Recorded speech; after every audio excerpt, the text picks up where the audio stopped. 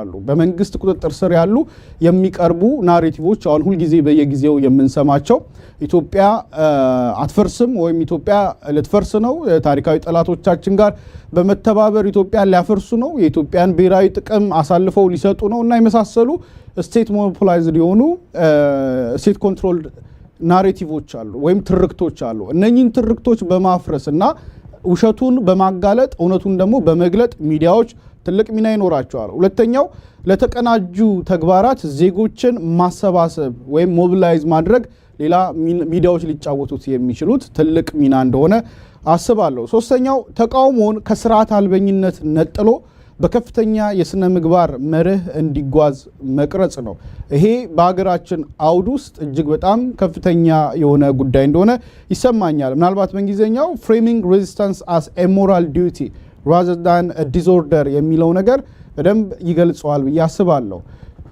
ህዝባዊ ቢተኝነት ሲባል የህልውና ትግል ሲባል መንግስት ከሚሰራቸው መንግስት ተኮር የሆኑ ወይም ሞኖፖላይዝድ የተደረጉ ትርክቶች ምንድናቸው እነኚህ የሚዲያ አካላት ለምሳሌ በትላንት እንኳን የወጣውን መግለጫ ብንወስደው እርስ በርስ ለመገዳደል የሚፈላለጉ አካላት በጋራ በጥቅም መተሳሰር የሚል ይሄ ትርክት ነው እንደዚህ ያሉ ትርክቶችን ማፍረስ የምንችለው ኢትዮጵያን ለማፍረስ ሳይሆን አገሪቱ ከወደቀችበትና ከገባችበት አዘቅት ውስጥ ለመታደግ የሚደረግ ጥረት መሆኑን ለማሳየት የሚደረጉ ህዝባዊ ትግሎች ከስርዓት አልበኝነት መነጠል መቻል አለባቸው ከፍ ባለ የስነ ምግባር መርህ መንቀሳቀስ ይገባቸዋል ይህንን ለማድረግ ደግሞ ሚዲያ ነው ትልቁን ሚና የሚጫወተው ለምሳሌ ህዝባዊ ትግሉ ወደ ስርዓት አልበኝነት ወይም አናርኪዝም እንዳያድግ ንብረትን ወደ ማውደም ከፍ ያለ እንዳይሄድ እንዲሁም በየትኛውም ሁኔታ ሊጣሱ የማይገባቸውን የሰብአዊነትና የኢትዮጵያዊነት እሴቶች እንዳይጣሱ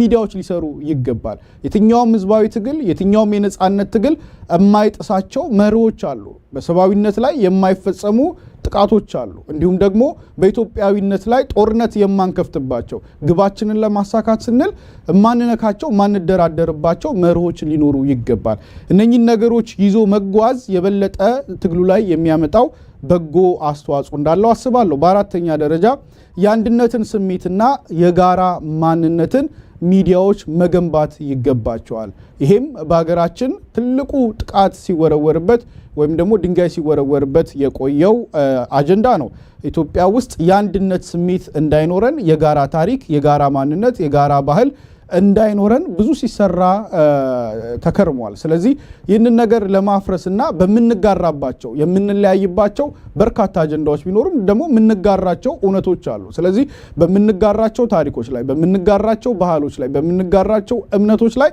የህዝብን አንድነትና የጋራ ስሜትን መገንባት የሚዲያዎች ሚና ነው ብዬ አምናለሁ እንግዲህ ከዚህ ጋር እነኚህን ቀደም የጠቀስኳቸው ፐብሊክ ስፌር ሪሶርስ ሞቢላይዜሽን እና የፍሬሚንግ ቲዮሪን እንዴት አድርገን ተግባራዊ በሆነ መንገድ ኢትዮጵያ ውስጥ ልንጠቀማቸው እንችላለን የሚሉትን የተወሰኑትን ነገሮች ላንሳቸው እነኚህ የታወቁ ንድፈ ሐሳቦች ናቸው እነኚህን ማጣመር ሚዲያ እንዴት ለህዝባዊ ቢተኝነት የተቃውሞ ኃይል እንደሚሆን ነው ልንመለከት የምንችለው እነኚህን ቲዮሬቲካል ማዕቀፎች ወይም ደግሞ የጽንሰ ሐሳብ ግንዛቤዎችን ነጣጥለን ብናያቸው የመጀመሪያው ህዝባዊ ክበብ ወይም ደግሞ ፐብሊክ ስፌር ቲዮሪን እንዴት አድርገን ነው ልንጠቀም የምንችለው ስንል የመጀመሪያ የዚህ ጽንሰ ሐሳብ አንኳር ሐሳቡ ዜጎች በነጻነት ሐሳባቸውን የሚገልጹበት የሚከራከሩበትና ከመንግስት ቁጥጥር ነፃ የሆነ የህዝብ አስተያየት የሚፈጠርበትን አውድ መፍጠር ነው በተለያየ መንገድ እንግዲህ በተለመደው መልኩ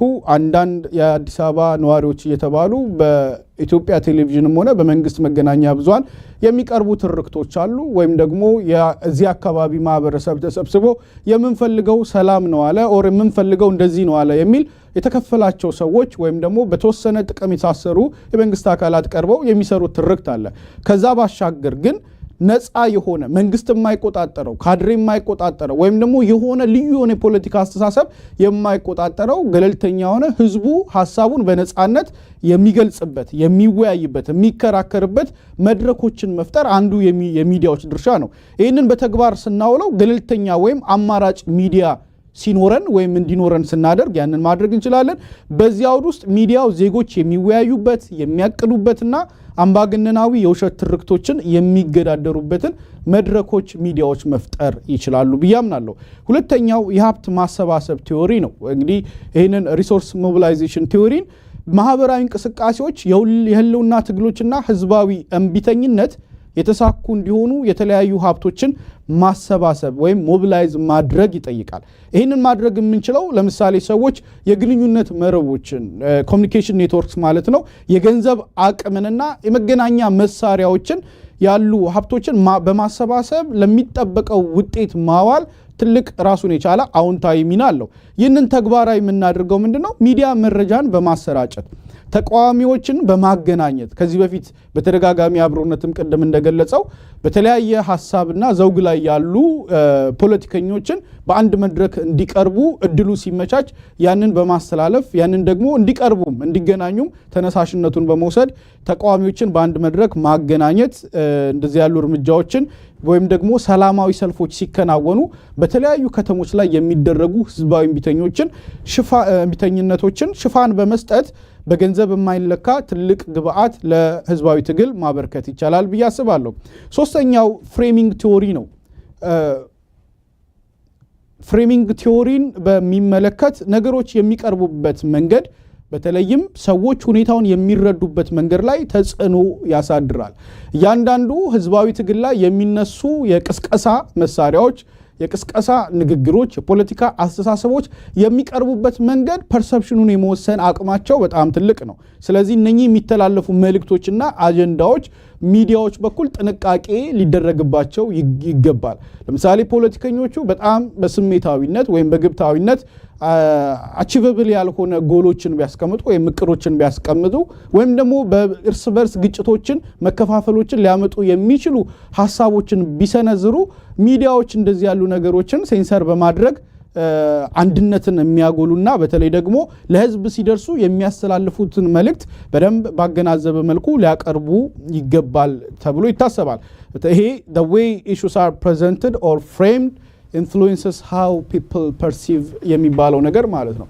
እኛ የምናቀርበውን ነገር ሰዎች የሚረዱበት መንገድ ስለሚወስን ነገሮች የምናቀርብባቸው መንገዶች እጅግ በጣም ጥንቃቄ ሊኖራቸው ይገባል። ለዲሞክራሲያዊ እሳቢዎች የሚቆረቆር ሚዲያ ህዝባዊ እምቢተኝነትን ከህግ ወይም ስርዓት አልበኝነት መነጠልና ህጋዊ ተቀባይነት እንዲሁም ዓለም አቀፋዊነት ያላቸውን የተቃውሞ መንገዶችን መከተል ይገባል። የህዝብን ድጋፍና ዓለም አቀፋዊ ትኩረትን ለመሳብም ደግሞ ይረዳል። ሁል ጊዜ በስርዓት በእቅድና በምንድነው በደንብ በተባበረ ክንድ የሚሰራ ስራ አንድ ህዝብ ተቀባይነት ይኖረዋል፣ ሁለት ዓለም አቀፋዊ የሆነ ትኩረትንም የሚስብበት ሂደት አለ። እንደዚህ ያሉ ሌሎች ምሳሌዎችን ማንሳት ይቻላል። በተለይ የእምቢተኝነቱ ዓላማና ግብ መንግስት እንደሚያቀርበው የፕሮፓጋንዳ ብጥብጥ መፍጠርና ሀገርን መፍረስ ሳይሆን ስርዓቱ እንዲለወጥ የሚደረግ ህዝባዊ ዲሞክራሲያዊ እንቅስቃሴ መሆኑን ማስገንዘብ ይፈልጋል። ቴዎሬቲካሊ ፍሬም ስናደርገው ፍሬሚንጉ በዋነኛነት ይህንን ነው የምናቀርበው። ህዝባዊ ትግል እምቢተኝነት ዓላማው ሀገርን ማበጣበጥ ሀገርን ማፍረስ ሳይሆን በሀገሪቱ ውስጥ ያለውን ችግር ስር ነቀል ለውጥ እንዲመጣ የማድረግ መሆኑን ማስገንዘብ ማስጨበጥ ያስፈልጋል። ሁለተኛ ዓለም አቀፍ ዲፕሎማቲክ ማህበረሰብ ስርዓት አልባ በነውጥና አለመረጋጋት ከተሞላች ሀገር ይልቅ በስርዓት ያለ አምባገነናዊ ስርዓትን እንደሚመርጡ በተደጋጋሚ በዓለም ተሞክሮ ያየነው ነገር ነው። ስለዚህ አገር ተበጥብጣ አገራቸው በስደተኛ ከሚጥለቀለቅ ይልቅ እዛው ባለንበት ሁኔታ መንግስት አገረ መንግስቱ ተጠብቆ ቢኖርን ይመርጣሉ። በተለይ ምዕራባው ሁለት ደቂቃ ይቀራል ሐሳብን ያጠቃለልልን። እሺ ስለዚህ እንደዚህ ያሉ አውዶችን ይመርጣሉ። ዓለም አቀፍ ትብብር እንድናገኝ ከሀገር ውስጥም ያለውን ህዝቡ ላይ ያለውን ሁሉ ጊዜ ሀገር ተበጥብጣ የባሰና አደገኛ ሁኔታ ይፈጠራል የሚለውን ስጋት አስወግዶ በጋራ አብረን መስራት የምንችልበት ብትለወጥ አገሪቷ እኛ የምንጠቀምበት ነው ስርዓት የማይጠፋበት ነው የሚለውን አመኔታን እንዲያሳድግ እነኚህን የምናቀርባቸውን ሐሳቦች የሚቀርቡበት መንገድ ወሳኝ ነው። እነኚህን ነገሮች ስናደርግ እንግዲህ ሰዓት ጥቂት ስለሆነ ያለኝ ዋና ነጥቦቹን ብቻ ላንሳ። ምናልባት ሁለተኛ እድል ከመጣ ጨምራለሁ። በመንግስት ቁጥጥር ስር ያሉ ትርክቶችን መስበር የሚዲያዎቹ ትልቅ አስተዋጽኦ ነው። እሺ በመንግስት ቁጥጥር ስር ያሉ ትርክቶችን መስበር ሚዲያዎች ሊወጡት የሚችሉት በጣም ትልቁ አስተዋጽኦ ነው። ሁለተኛ ቅስቀሳና የማስተባበር ዘመቻዎችን ማመቻቸት ሚዲያዎች ሊወጡት የሚችሉት ሌላ ትልቅ ሚና ነው። እንዲሁም ደግሞ ትግሉን ዓለም አቀፋዊ በማድረግ ሚዲያዎች ትልቅ ስራ ሊሰሩ ይችላሉ። ቅድም እንዳልኩት የጋራ ማንነትን በመፍጠር በዚህም ላይ ሚዲያዎች የራሳቸውን ትልቅ የሆነ አዎንታዊ አስተዋጽኦ ሊያበረክቱ ይችላሉ። ስለዚህ አስቀድም ያቀረብኳቸውን 3 ቴዎሬቲካል ፍሬምወርኮችን ተግባራዊ ብናደርጋቸው ለንግግር መድረክ በመፍጠር ህዝብ ሐሳቡን በነጻነት ያለ መንግስት ቁጥጥር የሚያቀርብበት መድረክ መሆን እንችላለን። እንዲሁም ደግሞ እንቅስቃሴዎቹ ንቅናቄዎቹ የሚጓዙበትን አቅጣጫ በመቀየስና ለነኚህ እንቅስቃሴዎች ደግሞ ሽፋን በመስጠት ሌላ ትልቁን አስተዋጽኦ መወጣት እንችላለን። በመጨረሻም እንግዲህ የሚቀርቡ የትኛውም ህዝባዊ ትግል እንቢተኝነትና የህልውና እንቅስቃሴዎች በሙሉ ከስርዓት አልበኝነት የጸዱና እንዲሁም ሀገርን ህልውና የበለጠ የሚያስጠብቁ የሚያረጋግጡ መሆናቸውን ማሳየት እንችላለን። የጋራ ማንነትንና የጋራ እሴቶችን ለማስጠበቅ እነኚህ ሚዲያዎች በዚህን ወቅት ላይ ወሳኝ ሚና እንዳላቸው አስባለሁ። አመሰግናለሁ። እጅጉን እናመሰግናለን ጴጥሮስ መስፍን ከኤምኤስ ሚዲያ። ቀጣዩ ተናጋሪ መሪዎት አለሙ ከእንጊዜ ሚዲያ ነው። መሪዎት ቀጥይ 13 ደቂቃ አለሽ። 11ኛው ላይ ስትደርሺ ነጥቡ አስታውስሻለሁ። መሪዎት ይሰማል? ያንቺ አይሰማንም። አጋፍና ዓለም አቀፋዊ ሚዩት አድርገሽዋል።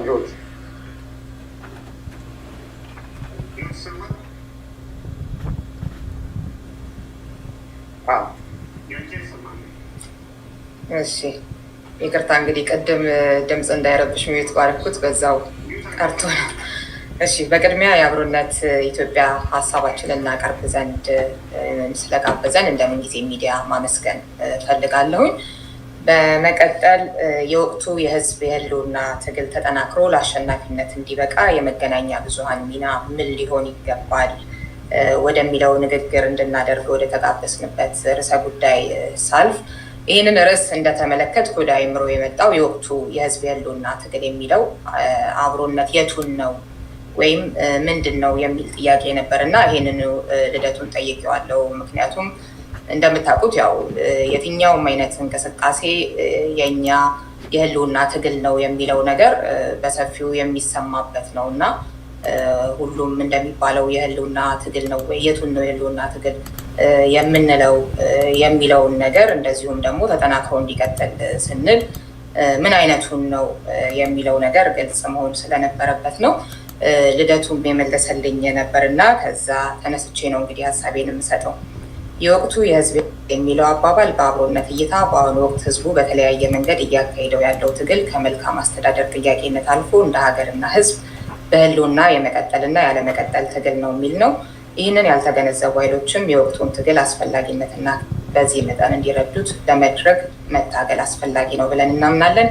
ተጠናክሮ ለአሸናፊነት እንዲበቃና እናንተ ሀሳብ እንድትሰጡበት የተፈለገው በደብዳቤው ላይ በግልጽ እንደተቀመጠው በሰላማዊ ህዝባዊ እምቢተኝነት ሊካሄድ ስለሚገባውና ስለሚታሰበው ትግል ነው። በአጭሩ የሚዲያውን ትብብር የምንፈልገው በሰላማዊ እምቢተኝነት ወደፊት እንዲካሄድ ለሚታሰበው ትግል ነው የሚል ነው። ስለዚህ በእኛ በምንጊዜ ሚዲያ በኩል የጋራ ትብብርን በተመለከተ ያለን ምልከታ ላይ ጥቂት እላለሁ ማለት ነው። ከዛ በፊት ግን ስለ ሰላማዊ ህዝባዊ እምቢተኝነት እንደዚሁ ልናገር። በነገራችን ላይ በተቻለ መጠን ብዙ ነገር ለመዝለል ያሰብኩትን እሞክራለሁ። ጴጥሮስ የተናገራቸውን ብዙዎቹ ነገሮች የምገዛቸው ስለሆኑ ማለት ነው ላለመድገም። እንግዲህ ዛሬ የሰብአዊ መብት ተሟጋቹ አቶ ያሬድ ኃይለማርያም የጻፈው ነበር አጋጣሚ እሱም ስለ ህዝባዊ እምቢተኝነት ነበር እና እዛ ላይ የምጋራው ስለሆነ በአጭሩም ሀሳቤን እንዲገልጽልኝ እሱ ከጻፈው ባነብ ደስ ይለኛል። በሰላማዊ መንገድ የሚካሄድ ህዝባዊ እምቢተኝነት ብዙ መገለጫዎች ያሉት በመርሆች ላይ የተመሰረተ ብዙሃንን የሚያሳትፍ መነሻና መድረሻው የሚታወቅ ግፍና አምባገነናዊነትን የማንጠፊያ መንገድ ነው። ኢፍትሐዊ የሆነ ህግን የመጣስ ወይም ለህግ አልገዛም የማለት ንቅናቄ ሲሆን ምንም እንኳን ዓለም አቀፋዊ በሆነ የህግ ማዕቀፍ ባይደገፍም በዲሞክራሲ ባህል ውስጥ እንደ ወንጀል አይቆጠርም። ይህ አይነቱ ንቅናቄ ዜጎች ለራሳቸው የሚያጎናጽፉት ነፃነትና መብት ሲሆን መነሻ ሀሳቡም የስልጣንና የሀገሩ ባለቤት የሆነ ህዝብ ህጋዊነትን ሽፋን አድርገው በህግ እውቅና የተሰጣቸውን መሰረታዊ መብቶቹንና ነፃነቶቹን ሊነጥቁ የሚመጡ አምባገነናዊ ወይም ጨፍላቂ ስርዓቶችን አደብ እንዲገዙ የሚሸነግጡበት አስተማማኝና ጠንካራ መሳሪያው ነው። ለምሳሌ በቅርቡ የአዲስ አበባ መስተዳደር ምንም አይነት የህግ መሰረት የሌለው የመኖሪያ ቤት የጣራና ግድግዳ ግብር ክፈሉ ብሎ ነዋሪውን ሲያስገድድ አዲስ አበባ ቢልና ቢያምስ ውጤቱ ምን ሊሆን እንደሚችል ማሰብ ይቻላል። በዛሬው የዓለማችን ሁኔታ እንደ ኢትዮጵያ ህዝብ ከለከት ያለፈ ለህዝባዊ እምቢተኝነት በቂ ምክንያት ያለው ህዝብ አለ ብዬ አላስብም ብሏል እና እንደው በኢትዮጵያ ደረጃ አለ ብዬ አላስብም በሚለው ደረጃ ባልገልጸውም ህዝባዊ እምቢተኝነት ሊደረግ ከሚገባባቸው ቦታዎች ቢያንስ አንዱ እንደሆነ ግን መናገር እችላለሁኝ እና ለዛ ነው የምገዛው ሀሳብ ስለሆነ ነው ጠቅለል ባለ መልኩ መልእክቱን ስለ ህዝባዊ እምቢተኝነት መጀመሪያ ላስቀምጥ የሚለው። ከዚህ ተነስተን እንግዲህ ምንድነው ሚዲያ ሚናው መሆን ያለበት የሚለውን ጥቂት ለማለት እሞክራለሁ። ምንድነው መሆን ያለበት ስል ያው ምንድነው ማድረግ ያለብን የሚለውን ማለት ነው። እንደ ድምጽ ማጉያ ሆኖ ማገልገል እንዳለበት አስባለሁኝ ወይም አምናለሁ። ምክንያቱም የተለያዩ የተበደሉ ሰዎች የተለያየ አይነት ጥቃት የደረሰባቸው ሰዎች ድምጻቸውን የሚያሰሙበት ድምጻቸው የሚስተጋባበት ከህዝባዊ እምቢተኝነት ጋር በተያያዘ እንግዲህ ያሉት ችግሮች ላይ ያሉት በደሎች ላይ ሰዎች እየተበደልን ነው ብለው ያንን ለመቀየር በሚያደርጉት እንቅስቃሴ ሰላማዊ ህዝባዊ እምቢተኝነት ውስጥ ደግሞ የሚደርሱ ከመንግስት የጸጥታ ኃይሎች የተለያዩ አይነት ጥቃቶች ይኖራሉ እና ለነዛ ሰዎች ለሁለቱ መጀመሪያ ስርዓቱ እንዲስተካከል በሚል ሲታገሉ ለነበሩትም እንደዚሁም ደግሞ በዛ ትግል ሂደት ውስጥም ደግሞ አንዳች ችግር ለደረሰባቸውም ድምጽ ለመሆን የሚችል ማለት ነው።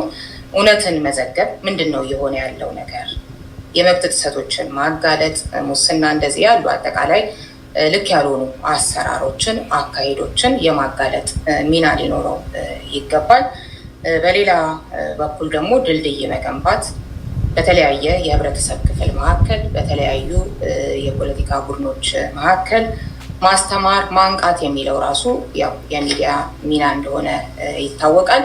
እነዚህን ነገሮች ማድረግ ይገባዋል በህዝባዊ እምቢተኝነት ውስጥ ብዬ አስባለሁ። ስለ ህዝባዊ እምቢተኝነት የተለያዩ በዛ ጉዳይ ላይ ብዙ ምርምር ያደረጉ ሰዎችን ተሳታፊ በመሆን ደግሞ የተለያዩ ልምድ ያላቸው ሰዎችን በማቅረብ ስለ ህዝባዊ እምቢተኝነት ግንዛቤ እንዲኖር ትክክለኛ ግንዛቤ የመስራት ነገር ሊኖር ይገባል ብዬ አስባለሁኝ። ትብብርን በተመለከተ እንግዲህ የትኛውም አይነት የፖለቲካ አመለካከት ቢኖር ልክ ፖለቲከኞቻችንን እንደምንለው ሁሉ የሚዲያ ሰዎችም ሰብአዊ መብቶችን በተመለከተ በጋራ መቆም የትኛውም አይነት የፖለቲካ አመለካከት ያለው የሚዲያ ሰው ሊቆምበት የሚገባው ጉዳይ ነው። እንደዚሁም የሀገርን ብሔራዊ ጥቅምን በተመለከተም እንደዚሁ የጋራ ትብብር ሊኖር እንደሚገባ አስባለሁ። ያ ማለት ግን በተግባር እንደዛ ነው። የሰብአዊ መብት ጥሰቶችን የምንጮህባቸው የእኛና የእናንተ እያልን አይደለም ወይ በአብዛኛው የሚለው እንደሚታወቀው ሰብአዊ መብት ጥሰትም የሰብአዊ መብት ጥሰት ስለተፈጸመ ብቻ አይደለም። ልክ እንደ ፖለቲከኞች አክቲቪስቶች እንደዚህ ሁሉ የሚዲያ ሰዎችም ጋር ሲመጣ የሚጮኸው እና በትክክል ለየትኛውም አይነት ማንም ላይ ለደረሰ ጥቃት በግልም ይሁን በቡድን በጋራ ትብብር ማድረግ እንደዚህ አይነት ነገሮች ላይ በጋራ ድምፅን ማሰማት ልክ እንደሆነ እንደሚገባ ማስባለሁ። እንዳልኩት ደግሞ የሀገር ብሔራዊ ጥቅም ደግሞ እሱም ላይ እንደዚሁ በጋራ መቆም ያስፈልጋል ማለት ነው። የትኛውም የፖለቲካ አመለካከት ቢኖር ማለት ነው። ሌላው ቀርቶ ከስርዓቱ ጋራ የሚሰሩ የስርዓቱ ልሳን የሆኑ ሚዲያዎች እንኳን ቢሆኑ የሀገር ብሔራዊ ጥቅምን እንግዲህ ትብብር ከሆነ የምንለው ማለት ነው በተመለከተ ለምሳሌ ትብብር ማድረግ ይገባል ብዬ አስባለሁ። ወደ ህዝባዊ እምቢተኝነት ግን አሁን ጠበብ ወዳለው ጉዳይ ስንመጣ ልክ ያልሆኑ ስልጣን ላይ ባለው አካል የሚደረጉ ተግባራትን በተመለከተ ያንን መቃወም ያንን እንዲስተካከል ተጽዕኖ የመፍጠር ካልሆነም ደግሞ ስርዓትን የመለወጥን ሁኔታ ስናስብ ከዚህ አንጻር የሚደረጉ ትብብሮችንም በተመለከተ ለምሳሌ የጥላቻ ንግግርን የተሰጠነ ርዕስም ላይ የተዘረዘሩት ጉዳዮችን ባነብ ደስ ይለኛል። እነዛ ጉዳዮች መደረግ ያለባቸው እንደው ስለ ጋራ ትብብር በሚል አይደለም። አንድ ሰብአዊነት የሚሰማው አንድ በደንብ ማሰብ የሚችል ሰው የሚዲያ ሀሁን የሚያቅሰው ሊያደርጋቸው የሚገባ እንጂ እንደው የትግል የጋራ ትብብር ምናምን ጉዳዮችም ናቸው ብዬ አላስብም። ብዙ የተዘረዘሩት ነገሮች ለምሳሌ በዚህ ውይይት ንግግር አቅራቢዎች የጥላቻ ንግግርን በማስወገድ ህዝብን ከህዝብ በማቀራረብ ሰላማዊ ህዝባዊ እምቢተኝነትን በመደገፍ በአጠቃላይም የህዝቡን ጥቅምና ደህንነት በማስከበር ረገድ ሊኖራቸው ስለሚችል የጋራ የትግል ትብብር ግልጽ አቋማቸውን ለህዝብ ያሳውቃሉ ተብሎ ይጠበቃል እና በዚህ ረገድ እንግዲህ እኛ አቋማችንን ልናሳውቅ የምንችለው ይህ የጥላቻ ንግግር የጋራ ትብብር ኖረ አልኖረ አንድ የሚዲያ ሰውም ሆነ አንድ ማሰብ የሚችል ሰው ሊያደርገው የሚገባ ነገር አይደለም ብዬ አስባለሁኝ እና በዛ ረገድ የማየው ነው። ግን እንዲወገድ የጥላቻ ንግግር እንደዛ ከመስራት አንጻር ሊፈጠሩ የሚችሉ ደግሞ ትብብሮች ሊኖሩ እንደሚችሉ ይገባኛል። ህዝብን ከህዝብ ማቀራረብ የሚለውም ነገር እንደዛው የጋራ ትብብርም ኖረም አልኖረምም በግልም ሊሰራ የሚገባው ነገር እንደሆነ ይገባኛል። ግን ደግሞ በትብብር ቢሰራ የበለጠ የተሻለ ያማረ ነገር መስራት እንደሚቻል ይገባኛል እና የትብብር ነገር ላይ ግን ደጋግሜ ማስመር የምፈልገው ከዚህ ቀደምም የተናገርኩት ነገር እንተባበራለን ስንል ግን የሆነ እንቃወመዋለን ወይ እንታገለዋለን ከምንለው አካል የተሻለ የሞራል ሁኔታ ላይ ነን ያለነው ወይ የሚለው ነገር ለእኔ እጅግ አሳሳቢ ነገር ነው። ለፖለቲከኞቹ እንደሚጠየቀው ሁሉ በሚዲያም በኩል እነዚህ የተጠቀሱትን ነገሮች ከማድረግ ምን ያህል ነፃ ነን?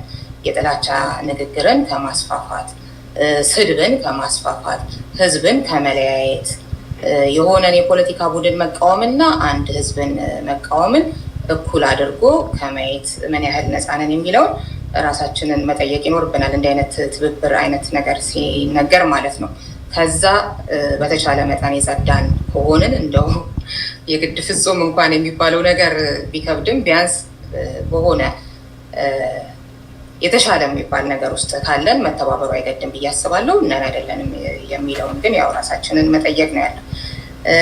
ሌላው ቅድም ልደቱ ያለው ነበረ እያንዳንዱን ከሚዲያዎች ጋር ተያይዞ ለምሳሌ ከሌ ካለ እንደዚህ በሚል ያነሳው ሀሳብ ላይ ድክመቶችን፣ ችግሮችን እያንዳንዳችን ካነሳን ብዙዎቻችን ያው ሊኖርብን ሁላችንም ሊኖርብን ይችላል። እሱን ያው አስቀምጠን አይነት ነገር ብሏል እና እሱ ላይ እኔ ልዩነት አለኝ። ያው ድክመት ማናችንም አለብን። የሰው ልጆች ሁሉ ድክመት አለባቸው፣ ምንም ጥያቄ የለውም። ወንጀል ሌላ ጉዳይ ነው።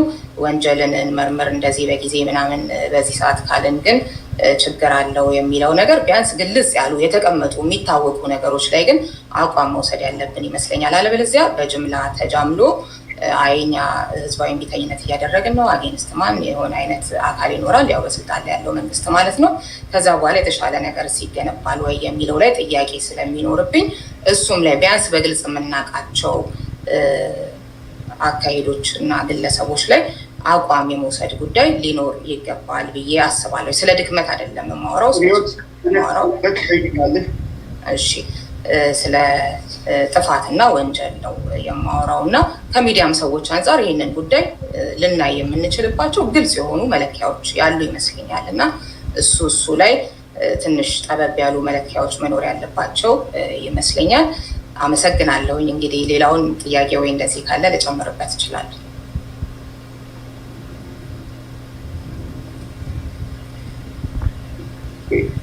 አመሰግናለሁ።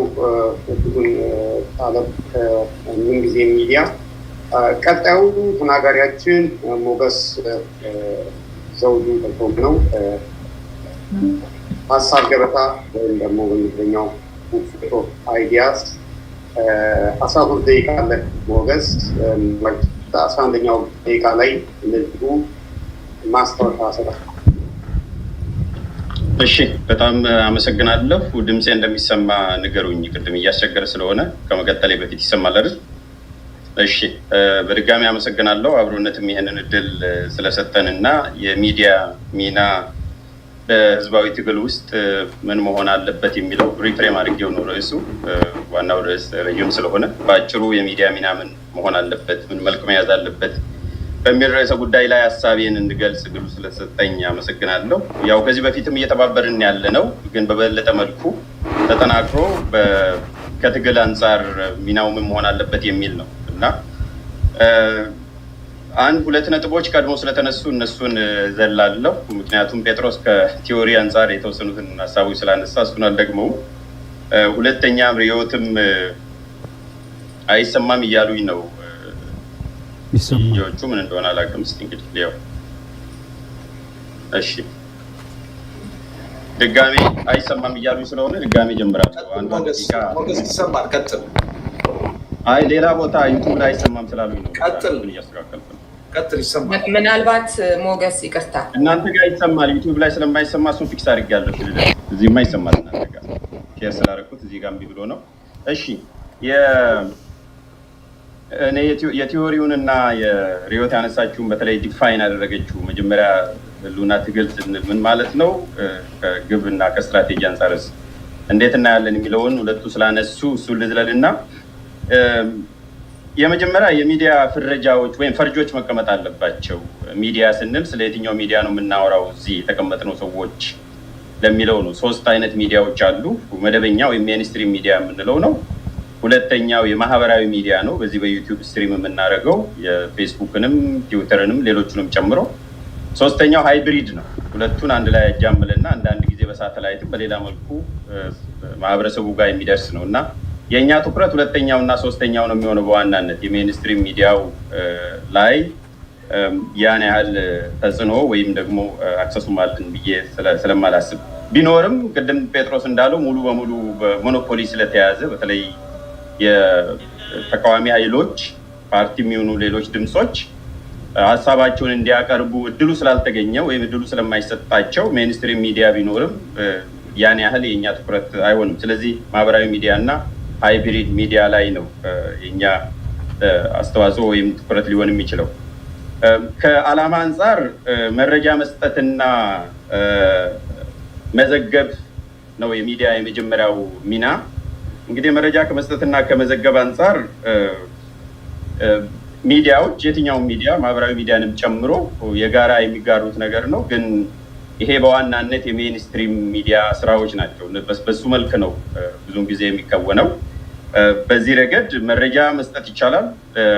ከትግል አንጻር ግን አሁንም ቢሆን አስተዋጽኦ የተገደበን የሚሆነው። ሁለተኛው የተጠያቂነትን ማስፈን የሚለው ነው። ይሄ ዎችዶግ የምንለው ሚዲያ ምርመራ ያደርጋል፣ መንግስት ተጠያቂ እንዲሆን ያደርጋል፣ የተደበቁ እውነቶች እንዲወጡ ያደርጋል።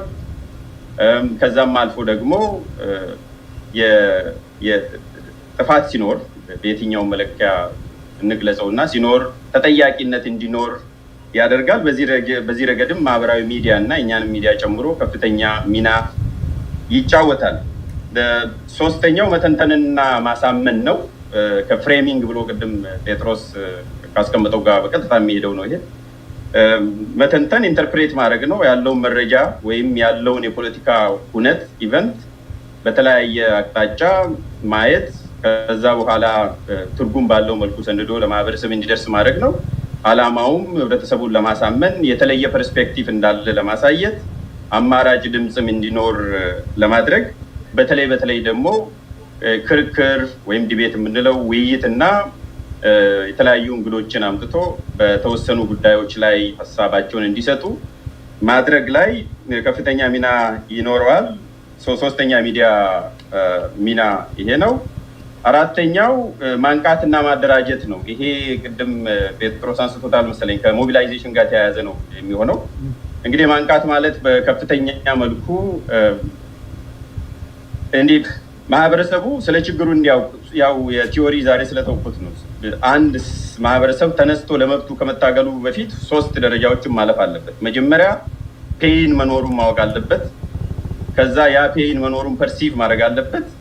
ያንን ደግሞ ችግር ያደረሰው ወይ ቁስል ያደረሰው ግለሰብ ወይም አካል ኢንቲቲ መኖሩን መለየት አለበት። ከዛ በኋላ ነው ወደ መደራጀቱ ወደ መታገሉ የሚካሄደው እና ስለዚህ የኔሚንግ ብሌሚንግ እና ክሌሚንግ ስቴጆቹን ካለፈ በኋላ ነው ወደ ሞቢላይዜሽኑ የሚሄደው። ስለዚህ ሚዲያም በዚህ ረገድ በማሳወቅ በማንቃትና እንዲሁም በማደራጀት ደረጃ ከፍተኛ ሚና ይኖረዋል። እዚህ ጋር ነው እንደውም የሶሻል ሚዲያ ወሳኝ ሚና ወይም አስተዋጽኦ የሚታየው። ስለዚህ ባጭሩ የሚዲያ ሚና ስንል እንዲሁ ዝም ብሎ በጅምላ ሳይሆን አንዱ መረጃ መስጠትና መስጠት ነው፣ ኢንፎርማንት ይሆናል። ቀጥሎ ደግሞ እንደ ዎች ዶግ ተጠያቂነትን ማምጣት፣ ሶስተኛ አምፕሊፋይ ማድረግ ሪዮት ቅድም ለመግለጽ የሞከረችው በደንብ አምፕሊፋይ አድርጎ ሰሌክቲቭሊ ሪፖርት ማድረግ አንድ ድምፅ የበለጠ እንዲሰማ ማድረግ ነው። የመጨረሻው ማኒፑሌት ማድረግ ነው። ይህም የሚዲያ ሮል ማኒፑሌት የሚደረገው ትርክት በመፍጠር በተለይ በመፈብረክ እና ወጥ የሆነ አረዳድ እንዲኖር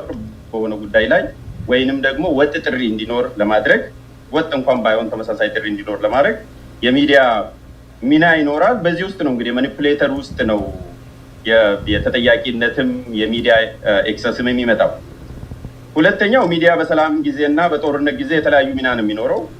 ስለዚህ እንዲሁ ዝም ብሎ ስለ ቲዮሪ አይደለም የምናወራው። ያለንበት ወቅታዊ ሁኔታ የኢትዮጵያ ሁኔታ የሚታወቅ ነው። ሰላማዊውም ትግል ጦርነቱም ሌላውም ተደባልቆ ያለበት ሁኔታ ላይ ነው ያለ ነው። ስለዚህ የሚዲያ ሚና ይሄንን ከግንዛቤ ውስጥ ያስገባ ነው መሆን ያለበት። በጦርነት ጊዜ በዋናነት የሚፈጠረው የኢንፎርሜሽን ዲስኦርደር ነው ወይም የመረጃ ቀውስ ነው። 3 ዲስኦርደሮች አሉ። ከዛ ውስጥ አንዱ ሚስ ኢንፎርሜሽን ነው። ማለትም አንድም መረጃ ተገቢ መሆኑ ሳይታወቅ ትክክለኛ መሆኑ ሳይታወቅ ለሌላ ማካፈል ነው። ሁለተኛው ደግሞ ዲስኢንፎርሜሽን ነው። የተሳሳተ መረጃን ሆን ብሎ ማሰራጨት ነው።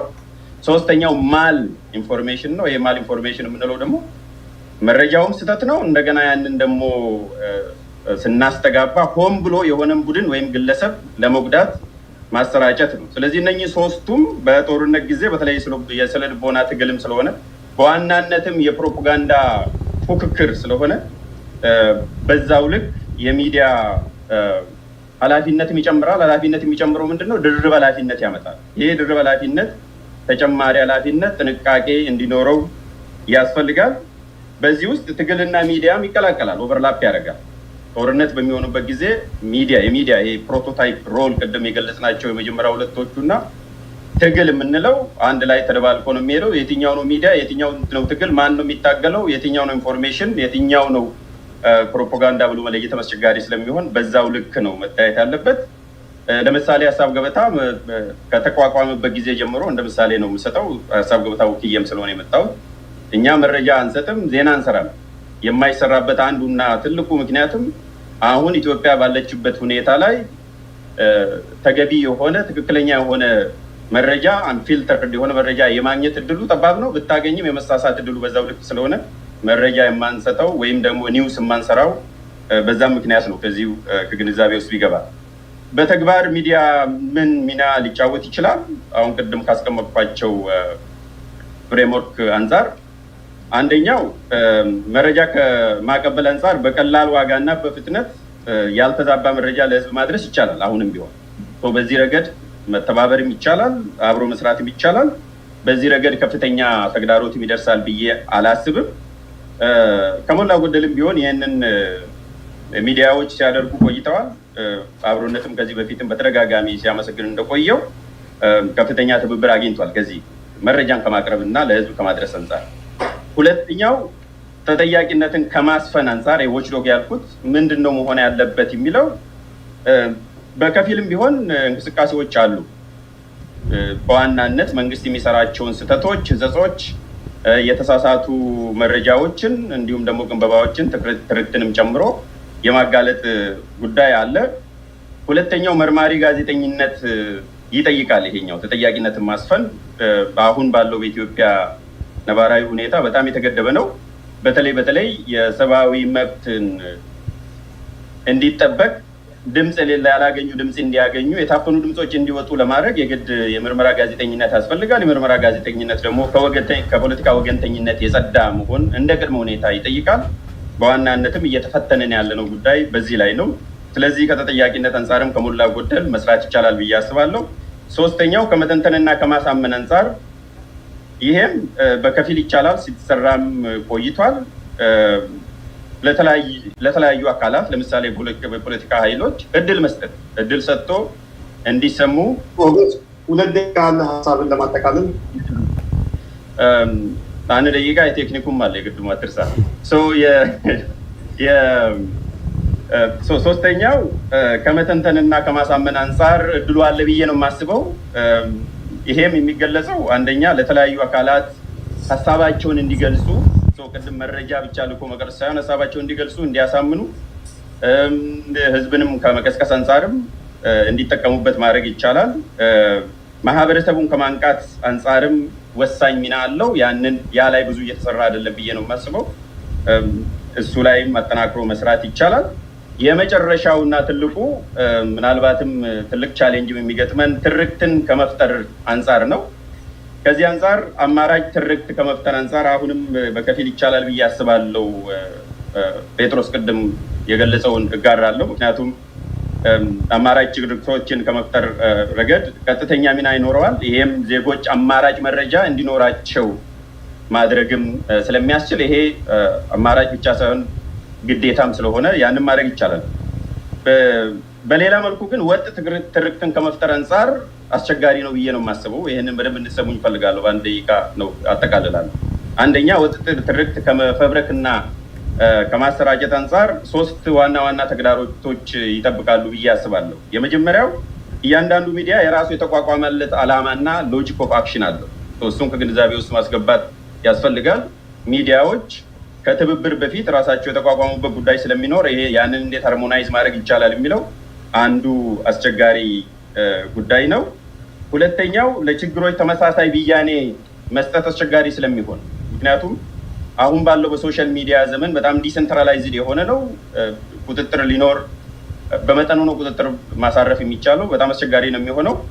በዚህ ረገድ ደግሞ ወጥ የሆነ አረዳድ ለመያዝ ቀድሞ አቋም መያዝን ይጠይቃል። ቀድሞ አቋም መያዝ ማለት ሰርክል ኦፍ ኦልሬዲ ኮንቪንስድ የሚሉት ምንም ይሁን ምን ችግር ፈጣሪው አንድ ቡድን ነው፣ ቪክቲም ደግሞ ሰለባው ሌላ ነው የሚለውን ሎጂክ ይዘህ ነው የምትንቀሳቀሰው። እንደዛ ለማድረግ ደግሞ ሁልጊዜም አስቻይም ስለማይሆን ሁለተኛው እሱ ነው። የመጨረሻው ችግሮች ላይ ተመሳሳይ ግንዛቤ ቢኖረን እንኳን ቢቻል እንኳን ወጥ ስትራቴጂ ከአንድ ቋት ለማከፋፈል አስቸጋሪ ነው የሚሆነው።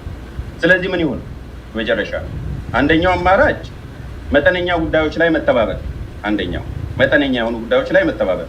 ሁለተኛው አማራጭ ከተመረጡ ሚዲያዎች ጋር በልዩ ሁኔታ መስራት።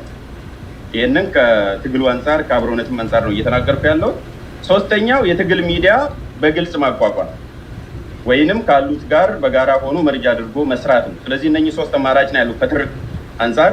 በሌሎች 3ቱ የሚዲያ ሚና ላይ በሙሉ የሚሆን በከፊል መተባበር ይቻላል። ግን መጨረሻ ላይ ወጥ ትርክትን ከመፈብረክና ከማከፋፈል አንጻር ተግዳሮቶች ስላሉ እነኚህ 3 አማራጮች ግን የሚታዩኝ ያንን ከግንዛቤ እንድናስገባ ነው። በጣም አመሰግናለሁ ለተሰጠኝ ዕድል። በጣም እናመሰግናለን ሞገስ ተኩመ ከሀሳብ ሚዲያ ወይም ቡኬት ኦፍ አይዲያስ። ቀጣዩ ተናጋሪያችን አሸናፊ ኦርቢት ሚዲያ ነው የሚሆነው። 13 ደቂቃ አለ አሸናፊ። እንደተለመደው 11ኛው ደቂቃ ላይ አጠቃልላለሁ። ኦኬ መጀመሪያ ኦኬ አይ ሆፕ ድምጼ ይሰማል። በጣም ከልብ አመሰግናለሁ ስለተሰጠኝ እድል። በቀጥታ ወደ ዝግጅቴ ስገባ ኢትዮጵያዊ ሚዲያዎች በተለይ ስርዓቱ ሀገር ውስጥ የሚዲያ አፈና እጅግ ስለበረከተ ከሀገር ውጭ ያሉ ሚዲያዎች ለህልውና ለፍትህና ለዲሞክራሲ ለውጥ የሚደረገውን ህዝባዊ ትግል ለማጠናከር ትልቅ አቅም አላቸው፣ ከአቅም አንጻር ማለት ነው። ሆኖም ሁለት ጎራ የተከፈለ ሚዲያ ነው ያለው። አንደኛው ሚዲያ ለህዝብ ጥቅምና ለሀገር ህልውና ሌት ተቀን የተቻላቸውን ያህል ጥረት የሚያደርጉ ኃይሎች ያሉበት ነው። በሌላ በኩል ደግሞ ስርዓቱ ለራሱ ፕሮፓጋንዳ የሚጠቀምባቸው በጭፍን ድጋፍ ሀገርና ህዝብን ለአደጋ በሚያጋልጥ ሁኔታ መሳሪያ ሆነው የሚያገለግሉ አካላት አሉ። ስለዚህ አሁን ባለው የኢትዮጵያ ትግል ሚዲያ ተሳትፎ የሚዲያዎች ሚና ምን መሆን አለበት የሚለው እንግዲህ ፍራሽም አካል አለ፣ ገንቢ ሚና የሚጫወትም አካል አለ። ስርዓቱ ፕሮፓጋንዳ ሲያሰራ አገር አፍራሾች ይላቸዋል እነዚህን ገንቢ ሚና የሚጫወቱት። የስርዓቱን መገርሰስ ነው እንጂ ኢትዮጵያን መፍረስ የሚፈልጉ አድርጎ ነው የሚያስበው። ነገር ግን እውነታው ዴሞክራሲ እንዲመጣ የሚፋለሙ ጀግኖች ናቸው የሚለውን ነገር ህዝቡ ይረዳል ብዬ አስባለሁ። የሚዲያ ሚና በኢትዮጵያ ህዝባዊ ትግል ውስጥ በሚለው 4 ነገሮችን ለማየት እሞክራለሁ። አንደኛ የሚዲያ ሚና በመጀመሪያ ደረጃ የህዝብን ሰቆቃ በማጉላት ለህዝብ በማሳየት ደረጃ ሰፊ አቅም ነው። ብዙ መስራት ይችላል ብዬ አስባለሁ። በርካቶች በዛ ብዙ እያደረጉ እንደሆነ አውቃለሁ። ስለዚህ የህዝብን ቅሬታ፣ የህዝብን ፍላጎት፣ የህዝብን የወደፊት እጣ ፈንታ በሚወስኑ ነገሮች ላይ ሰቆቃውንና ችግሩን አጉልተን በማሳየት ያለውን ነገር ማለት ነው። አዲስ ፈጥረን ምንም ያለው በቂ ነው በደንብ ማሳየት ከተቻለ ማለት ነው። እና የመገናኛ ብዙሃን በአፈና ቁጥጥር ስር አምባገነናዊ አፈና ቁጥጥር ስር ስለሆነ ያለው ለህዝቡ ያለው እውነተኛው ሚዲያ ይሄ የገለልተኛው በግል በራስ ተነሳሽነት በተለያየ አግባብ የሚዲያ እንቅስቃሴ ውስጥ ያሉ አካላት ሰፊ ጥቅም አላቸው፣ አስተዋጽኦ አላቸው ብዬ አስባለሁ። ሁለተኛ ኢፍትሃዊነትን በማጋለጥ ሰፊ ስራ መስራት ለሀገር ኮንትሪቢዩት ማድረግ ይቻላል። ጋዜጠኞች ሰብአዊ መብት ረገጣን፣ ሙስናን፣ መንግስታዊ አፈናዎችን በማጋለጥ አገዛዙ እንዲፍረከረክ የማድረግ ትልቅ አቅም አላቸው። ስለዚህ ከዚህ አንጻር በዚህ መልኩ ደግሞ የሚሰሩ ስራዎች ዓለም አቀፍ አቴንሽን የማግኘት እድል አለ። ስለዚህ መንግስት ላይ ጫና የማሳደር የተሻለ አቅም ይፈጥራሉ። በሶስተኛነት የውይይት ህዝባዊ ውይይት መድረኮችን በመፍጠር ያው አሁንም በርካታ ሚዲያዎች ያንን እያደረጉ እንደሆነ አውቃለሁ። ወቅታዊ፣ ታሪካዊ፣ ፖለቲካዊ ሁኔታዎችን ሁሉ አቀፍ ክርክር በማድረግ በውይይት ህዝቡን የማንቃት የማይተካ ሚና አላቸው። ሰላማዊ መፍትሄዎችን፣ ዲሞክራሲያዊ እሴቶች ዙሪያ መግባባት ለመፍጠር አንድነትን በሚያጠናክር መልኩ የጋራ አጀንዳ ስለመያዝ የሚዲያዎች አስተዋጽኦ ከሌሎች የባለድርሻ አካላት ይልቅ እጅግ የገዘፈ ነው ብዬ ነው የምወስደው። በአራተኛነት የሐሰት መረጃን ወይም የጥላቻ ንግግርን ለመከላከል ሚዲያዎች ሊጫወቱት የሚችሉት ሚና እጅግ በጣም ትልቅ ነው ብዬ አስባለሁ። ብዙ ስርዓቱ የሚያመጣቸው ህዝብን ከህዝብ ለማጋጨት የሚያሰራቸው ነገሮች በሙሉ በአሁኑ ጊዜ እየተጋለጡና እርቃኑን እየቀረ ህዝቡ እርስ በርስ ለማፋጀት የሚወጡትን ሴራዎች በሙሉ ሚዲያዎች እያጋለጡና ትልቅ አቺቭመንት ከዚህ አንጻር እያሳዩ ነው። ያንን ደግሞ አጠናክሮ መቀጠል አለባቸው ብዬ አምናለሁ። እነዚህ በኢትዮጵያ ከገባችበት የህልውና አደጋ ለመታደግ ሚዲያዎች በጎ ተጽዕኖ ማድረግ የሚችሉባቸው መንገዶች እንዴት ናቸው፣ ምን ናቸው የሚለውን በጥቂቱ ለማንሳት ያህል ስነ ምግባራዊ የሆኑ አሰራሮችን በመከተል የጋዜጠኝነት ስነ ምግባር ተከትሎ ትክክለኛውን ገንቢውን ለሀገርና ለህዝብ ለወገን የሚጠቅሙን መረጃዎችን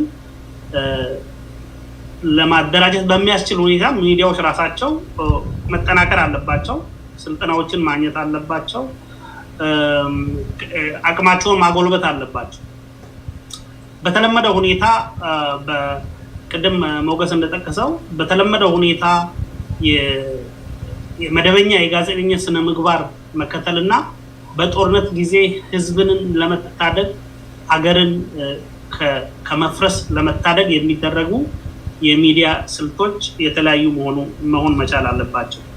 ሌላው በገለልተኛነትን በማበረታታት የመንግስት አፊሌት ወይም ኤጀንት ከመሆን የፓርቲ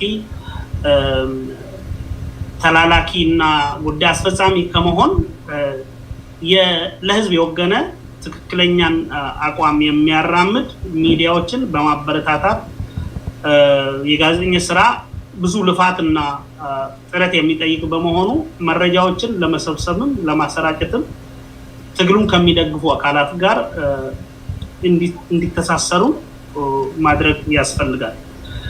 ሌላው ዓለም አቀፍ ድጋፎችን አሟጦ መጠቀም ያስፈልጋል።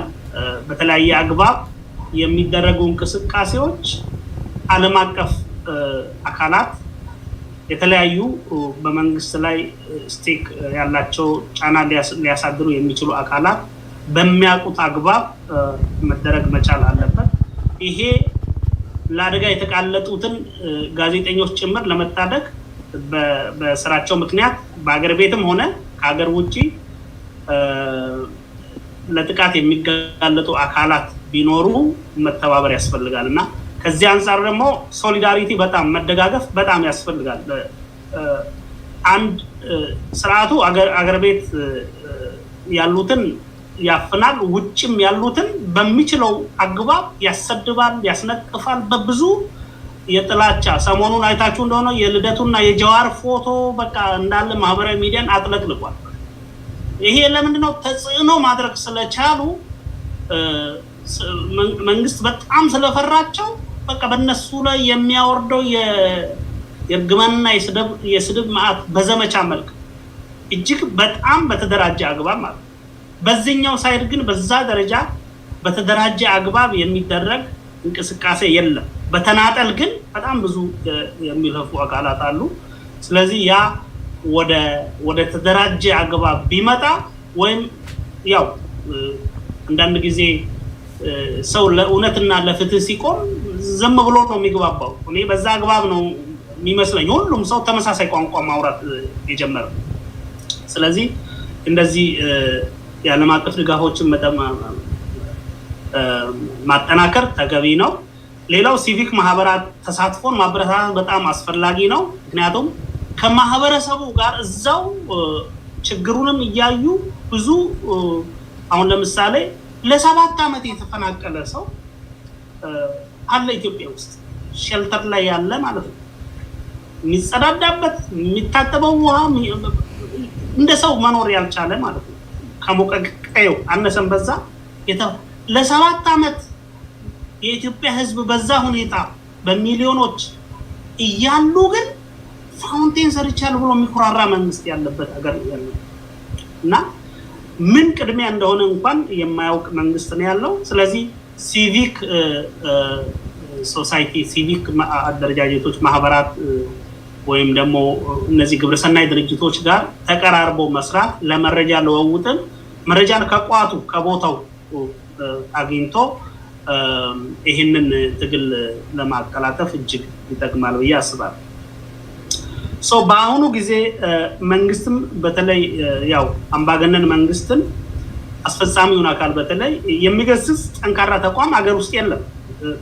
ቢሆን መንግስት ያው ቼክ ኤንድ ባላንስ ወይ ይኖረዋል ወይ ደግሞ አንዱ አካል ከሌላው አካል ጋር ተቀራራቢ የስልጣን ሁኔታ ይኖረውና አንዱ ቢያጠፋ ሌላው ይገስጻል ወይም ደግሞ ያፈርሳል። ያን ህግ አውጪ፣ ህግ አስፈጻሚ፣ ህግ ተርጓሚ የሚባሉ የተለያዩ የየራሳቸው ስልጣን አንዱ ለአንዱ አለቃ ያልሆነባቸው መዋቅሮች አሉ በኢትዮጵያ ውስጥ። ነገር ግን ጠቅላይ ሚኒስትር ወይም አስፈጻሚው የማንኛውንም ነገር አድራጊ ፈጣሪ ነው። ስለዚህ ከዛ አንፃር ያንን ነው የሚሉበት ተቋማት የሉ በኢትዮጵያ ውስጥ። እንግዲህ አሁን ለማስታወስ ነው እየተወሰነ አመሰግናለሁ። 2 ደቂቃ ይበቃኛል። ለምሳሌ የእንባ ጠባቂ ተቋም የሚባል ነገር ባለፉት 6 ዓመት ወር 5 ዓመት አንዲት ቃል ትንፍሽ ሲል ሰምታችኋል? ምንም ነገር የለም። ይሄ አንዱ የዲሞክራሲ ተቋም ነው። የህዝብን በደል በቃ ሰቆቃ እንዲያይ በህገ መንግስት የተቋቋመ ድርጅት ነው። ስለዚህ በተለይ ባለፈው በትግራይ ህዝብ ላይ ከታወጀው ጦርነት ወዲህ የኢትዮጵያ መንግስት ጋዜጠኞችን አንቂዎችን ከዛ አንፃር ወይ ለስርዓቱ ለራሱ አስገብሯቸዋል ወይ አሊያም አጥፍቷቸዋል። ከዛ አንፃር ብዙ ይጠበቅብናል የሚለውን ነገር ለማንሳት ነው። ሰዓቴን ለመጠቀም አንዳንድ ነገሮችን ልለፍና ከዚህ ጥሪ አኳያ እኔ እጅግ ወሳኝ ባለድርሻ አካላት ብዬ ለሚዲያ ከምጠቁማቸው ሰዎች ሁለቱን አሁን ማንሳት ፈልጋለሁ። አንደኛው የምሁራን ናቸው። ልህቃንና ምሁራን እውቀታቸውን ልምዳቸውን በማካፈል ለሚዲያዎች ጥሪ ተገቢውን ምላሽ መስጠት አለባቸው። ለዚህ የውዴታ ግዴታ ሊኖራቸው ይገባል የሚል አለኝ። ይሄ ደግሞ ኋላ የድል አጥቢያ አርበኛ ሆኖ ብቅ የሚሉ በርካታ ሰዎች ሊኖሩ ይችላሉ ስርዓቱ ሲገረሰስ። ነገር ግን አሁን አስተዋጽኦ በቂ አጥጋቢ ከራሳቸው የሚጠበቅባቸውን ነገር ማድረግ አለባቸው። ይሄ እንደ ግዴታ ሊወስዱ ይገባል። አንዱ ይሄ ነው። ሁለተኛ ህዝቡ ጀነራል ፓብሊክ የኢትዮጵያን ሚዲያ የሚተላለፉ ለህዝቡ የሚጠቅሙ አሁን አንዳንድ ሰው ካለማወቅም ካለመገንዘብም ለራሱ ጥቅም እንደሆነ ያለመረዳት ነገር አለ። ከዛ አንፃር ሚዲያዎች ራሳቸው ብዙ መስራት አለባቸው። ነገር ግን ሚዲያዎችን መተባበር አለባቸው። ህዝቡ አንደኛ ሀሳቦችን በመግዛት በማየት ሚዲያ ቻናሎችን ሰብስክራይብ በማድረግ ሰብስክሪፕሽን አጥቶ የጠፉ የከሰሙ ብዙ ሚዲያዎች አሉ። በጣም ብዙ እየለፉ ማለት ነው። ሀሳቦችን በገንቢነት ሀሳብ በማካፈል ኮሜንት በማድረግ ላይክ ሼር በማድረግ ትልቅ አስተዋጽኦ ማድረግ ይችላሉ። ማህበረሰቡ እንደ ህዝብ ባለፈው በትየንት ህዝቡ መጥቶ ስላየ ብቻ ስርዓቱ ምን ያህል እንደተፈረከረ እንዳየነው ተደራሽነት እንዲሰፋ ማህበረሰቡ ወይም ህዝቡ ትልቅ ሚና መጫወት ይችላል። ይሄ ሚዲያዎችም በደንብ ህዝቡን በዚህ አግባብ ማንቃት ያስፈልጋል። ለራሱ ጥቅም እንደሆነ የተለየ እኛ የምናተርፈው ነገር እንደሌለ ህዝቡ በደንብ መገንዘብ አለበት። ይሄ ትርጉም ሰጥቶ ማለት ነው። አንዱ የትግል አካል ነው፣ አንዱ የኔ ኮንትሪቢዩሽን ነው ብሎ መውሰድ መቻል አለበት ብዬ አስባለሁ። በመሰረታዊነት ሚዲያ ባለቤቶችና ጋዜጠኞች ኢትዮጵያ የወደፊት እጣ ፈንታ አጀንዳ እየቀረጹ እያጠቃለልኩ ነው። አጀንዳ እየቀረጹ ለለውጥ ማዘጋጀት ብሎም ለውጡን በሚመራበት ሁኔታ ላይ ተሳትፎም ሊኖራቸው ይገባል። ከዛም በተጨማሪ ስርዓቱ ከተገረሰሰም በኋላ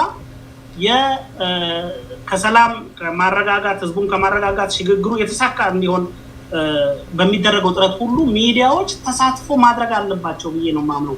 እንደምታስታውሱት ሁላችሁም የአረብ ስፕሪንግን የመራው አልጀዚራ ነው። በጣም በብዙ ሀገሮች ሪቮሉሽን እንዲመጣ ያደረገው ማለት ነው። ስለዚህ የሚዲያዎች ሚና ምንም የማይተካ ነው። ከዚህ አንጻር ሁሉም ባለድርሻ አካላት ኃይሉን አሰባስቦ ጥረት ማድረግ አለበት ለማለት እፈልጋለሁ። ይብቃኝ። አመሰግናለሁ። አሸናፊ አብርሃም ከኦቤት ሚዲያ ነበር ተናጋሪያችን። ቀጣዩ ተናጋሪ ሀብታሙ ተስፋዬ ከፒስ ሚዲያ ነው። እሱን ተከትሎ በቃሉ አላምረው ከፒስቱስ፣ ከዛ የምናላቸው ስማቸው ሄጎ ሚዲያ ይከተለዋል። ኢትዮ ኒውስ የሚለው ይሰጣል። ማንበብ ይሳይተን ኢትዮ ኒውስ ልደቱም ከዚህ ኢትዮ ኒውስ ኦኬ። እሺ ኢትዮ ኒውስ በቃሉ አላምረው ከኢትዮ ኒውስ። ቀጣዩ ሀብታሙ ተስፋዬ ነው። ሀብታሙ 13 ደቂቃ ይኖርሃል። አስኛው ላይ እንደዚሁ የተለመደው አስታውሳለሁ። መቀጠል እንችላለን።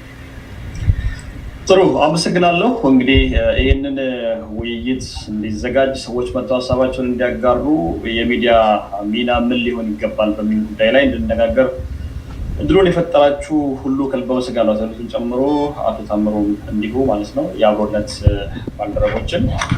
በአጠቃላይ እዚህ ስንመጣ ቅድም አቶ ልደቱ መግቢያ ላይ ሲናገር እንደነበረው እዚህ ማያስመጡ ነገሮች ነበሩ፣ ሀገሪቱ ውስጥ የሚደረጉ ነገሮች እና በርካቶቻችን ያለፍንባቸው ጉዳዮች አብረን ልንቀመጥና ልንወያይባቸው የማይገቡ የሚፈጠሩ ነገሮች አሉ። እነሱን ነገሮች አልፈን የመጣ ነው። ከነዛ ሁሉ ነገሮች ሀገር ይሻላል። ሀገር ሲኖር ነው ሁሉን ነገር የሚኖረው።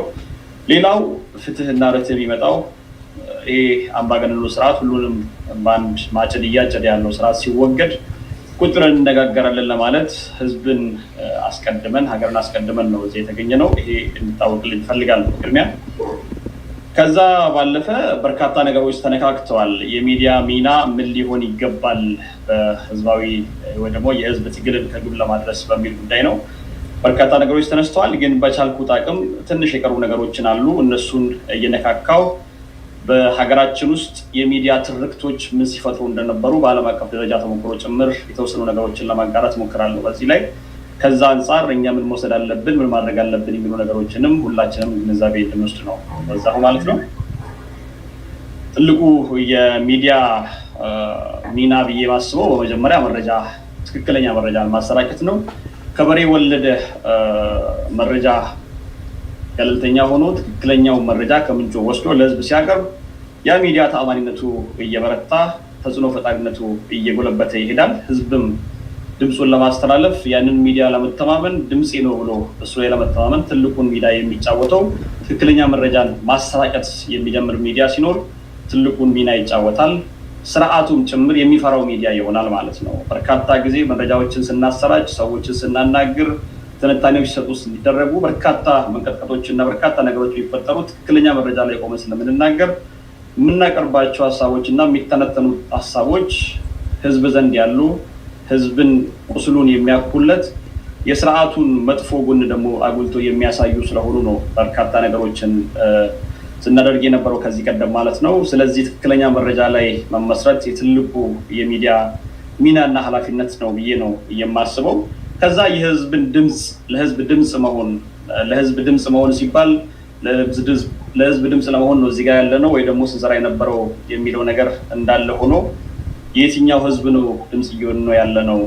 ከወጣንበት ህዝብ ከወጣንበት ማህበረሰብ ቋንቋችንን ከሚናገር አለባበሳችንን ከሚለብስ የምናውቀውን አካባቢ ብቻ ነው ወይ የምናካልለው? ለህዝብ ድምፅ ስንሆን የትኞቹን ህዝቦች ነው ድምፅ መሆን ያለብን? እንደ ሚዲያ መሰራት ያለበት የትኛውን ቦታ ላይ ለሚፈጠር የትኛውን ቦታ ላይ ለሚሰራ ኢፍትሐዊነትና ህገወጥነት ወይ ደግሞ ወንጀል፣ ግድያና ጦርነት በእኩልነት ለህዝብ ድምፅ መሆን ህዝብን አንድ ላይ እንዲመጣ ስርዓቱን አንድ ላይ እንዲቃወም ስርዓቱን አንድ ላይ እንዲያወግዝና ለትግል እንዲነሳሳ ይረዳልና የትልቁ ሌላኛው ብዬ ማስበው ለህዝብ ድምፅ መሆን። ድምፅ ስንሆን ደግሞ መርጦ አልቃሽ ከመሆን ተገላግለን ለሁሉም ድምፅ እኩል ለመሆን ትልቁን ሚና ብንጫወት እላለሁ።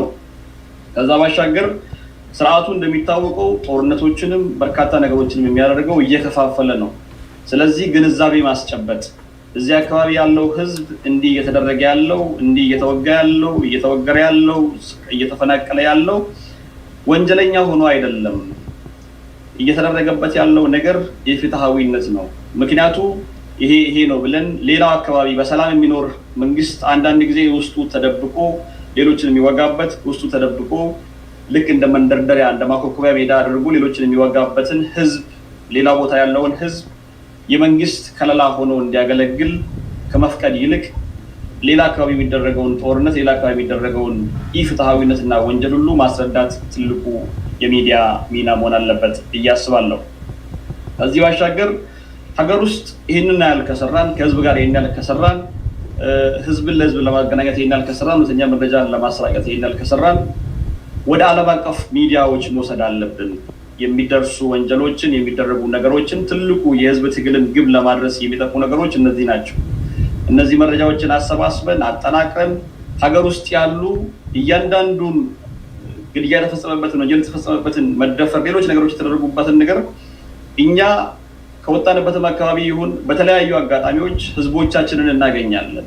እነዚህ የምናገኛቸውን ህዝቦች ለዓለም አቀፍ ሚዲያዎች መረጃዎችን እንዲያገናኙ ወይ ደግሞ እንዲሰጡ የዓለም አቀፍ መገናኛ ብዙሃን ባለሙያዎችን በቻልነው ሁሉ አግኝተን ከዋናው ሪሶርስ እኛ ከምንሰጠው ሳይሆን ከዋናው ሪሶርስ ሄዶ እንዲያገኙ የሰዎቹም ወይ ደግሞ የመረጃ ሰጪዎቹም ደህንነት በተጠበቀበት መንገድ ሰዎቹን ከትልልቆቹ ሚዲያዎች ከዓለም አቀፍ መገናኛ ብዙሃን ጋር ማገናኘት እንችላለን የሚል ጽኑ አቋም ነው ያለኝ። ይህንንም መስራት የሚችለው ዝም ብሎ ግለሰብና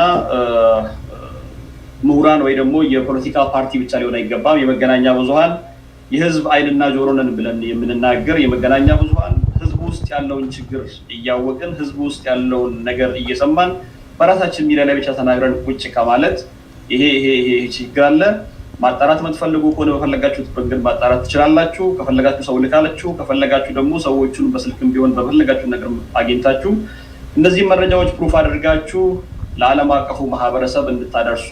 እንደዚህ አይነት ኢፍትሃዊነት እየተደረገ ነው የሚለውን ነገር የመገናኛ ብዙሃን ሚና ሊሆን የሚገባው እኛ የመጀመሪያዎቹ መረጃ አሰራጮች ልንሆን እንችላለን።